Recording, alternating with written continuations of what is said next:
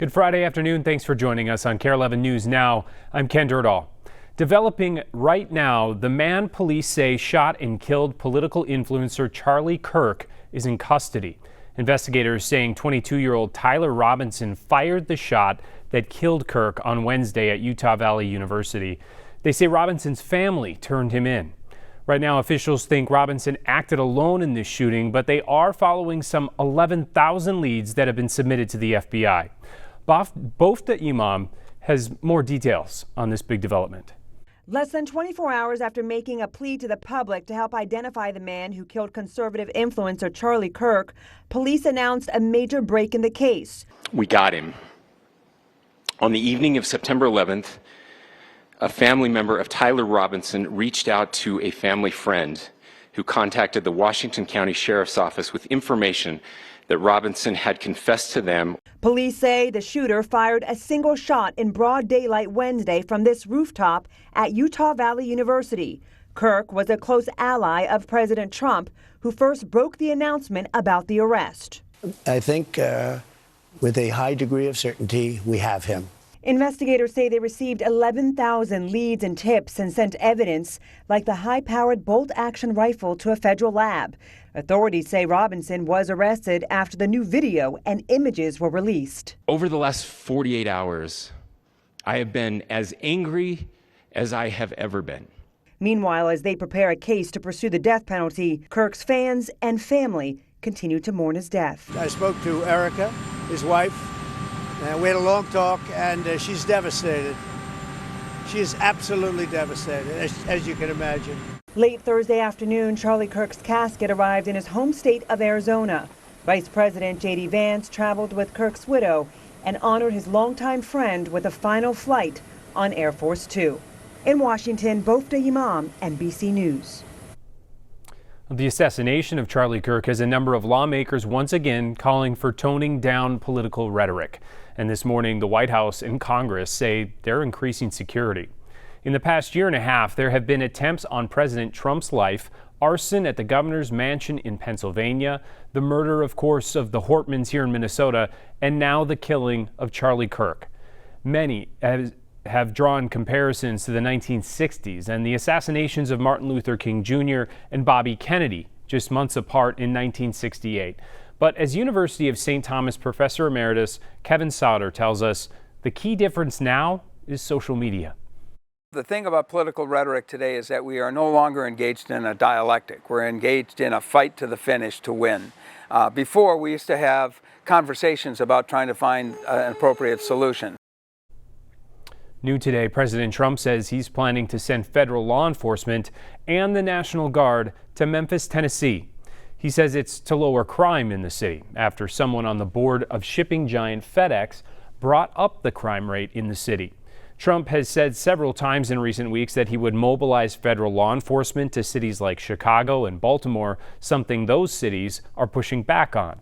When exactly this rollout will happen is not clear.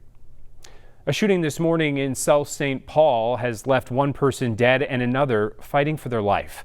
Police say it happened near 3rd Street South and 2nd Avenue South. Here's a look at that scene.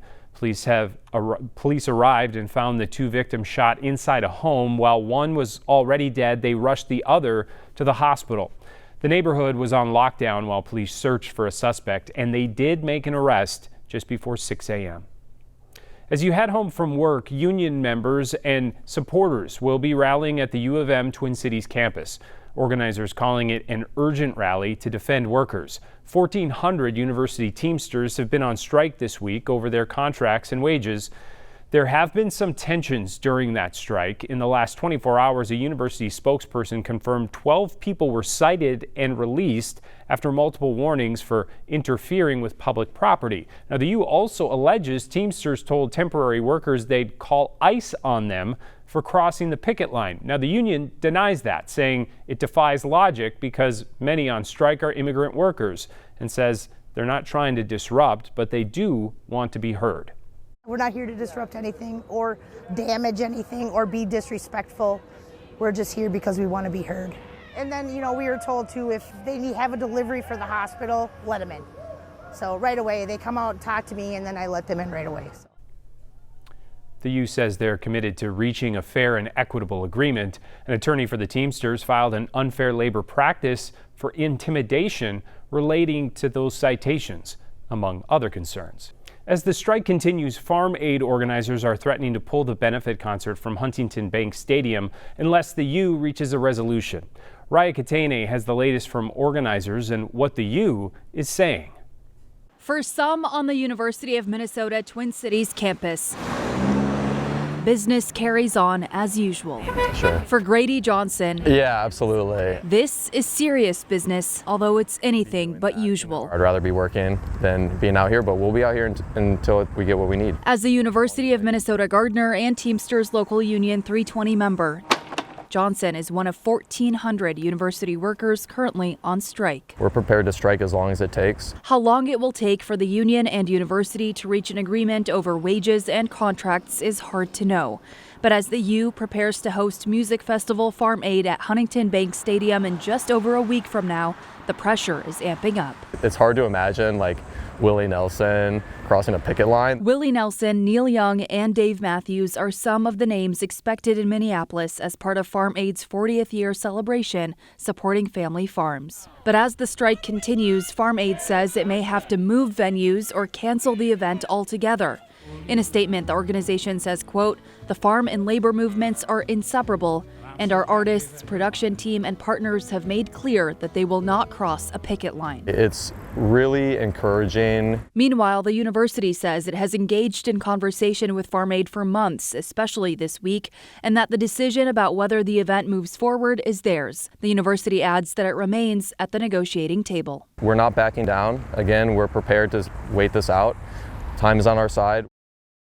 I just needed help to figure out how to process through this because I was not going to be able to do it on my own.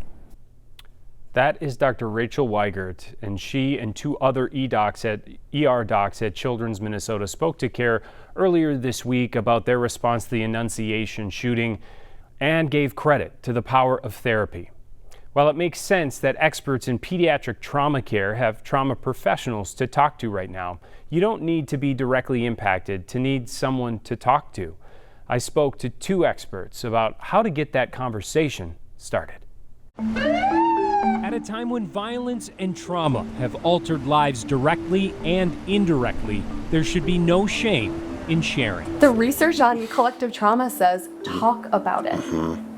Talk about it. Yep. Our society's so quick, to be done grieving. You have 2 days of bereavement leave after someone has died. Yep. Back to work. It perpetuates this idea that grief is something that we can do right after the event and it's over. Yep. And it's not over. Therapists Sarah Lindsay and Adam Steinbach admit knowing who to talk to isn't easy, We're humans too. especially at a time when political divisions are driving many of us further apart. There's so much strain on relationships. Right, I have clients who are processing how political differences are creating, these rifts in their family relationships. Violence is collectively traumatizing. That's where this therapy space usually comes in. There's just one big problem. I can't keep up with the demand. Community members are reaching out to me saying, where do I go? What do I do? Since March, their answer has been Therapy on Tap, a gathering at local breweries roughly once a month where anyone can connect with 10 to 15 licensed therapists. To see okay, can I sit with you? Can we have a conversation? Do you understand me? Because not every therapist is going to connect with every client. It seems a little bit like speed dating for therapists. Yes, we've had people say that a lot, yeah. Is that an accurate representation or not quite? Yes, it is, but less pressure. It's less structured. You don't have to talk to every single person. There's not a time slot. It's a little bit more of an open house. Alcohol and therapy? Tricky, right? Great question. None of the therapists are drinking at the event. No therapy is provided at the event. The therapist can just tell you a little bit about themselves. Lots of non-alcoholic options too. Therapists only participate if they have immediate openings, while Adam and Sarah play the role of hosts. I get to know a little bit about them and someone pops into my mind that they'd be a great fit with. So you are a therapy matchmaker now? Yeah, that's my new job. I'd love to do it full time if I could find a way. Give me a nice break from doing trauma work for a little while. Therapists are overwhelmed right now too. So we need each other too. There is certainly no shame in that. My hope is that we have a society someday that needs less therapists and that we get more of our mental health needs in our natural relationships, and by having strong community bonds that actually have space for emotion. This idea that like we can be connected and be sad and like be holding these things, and we're not a burden talking about them with our friends and our family and our community, that we're all in this together. Right now, the DNR's Fall Color Finder map is officially live. Now, you're looking at it right now. It shows what percentage of leaves are at their peak color. Obviously, there aren't a lot of fall colors just yet, but that will change. Experts say expect leaves to reach peak color in northern Minnesota near the end of this month. In the Twin Cities, peak colors are expected in early to mid-October. Stick with us. More news and weather is coming up right after the break.